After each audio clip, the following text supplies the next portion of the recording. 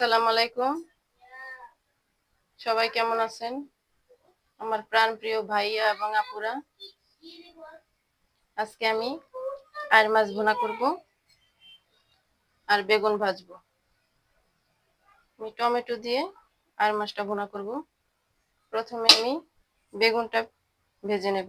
তার জন্য কড়াইয়ে দিয়ে দিলাম। এই তো আমার বেগুন ভাজিগুলো হয়ে গেছে, এখন আমি নামিয়ে নেব।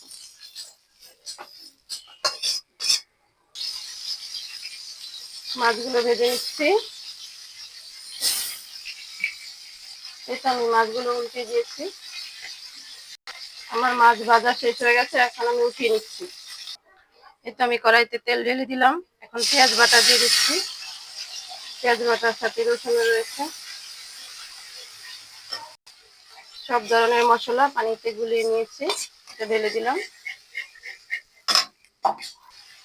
টমেটো গুলো দিয়ে দিলাম। ভালো করে কষানো হলেই পানি দিয়ে দেবো। এই তো আমার মশলা কষানো হয়ে গেছে, আমি পানি ঢেলে দেবো। ঝোলটা ফুটে গেছে, এক এক করে মাছগুলো আমি দিয়ে দেবো।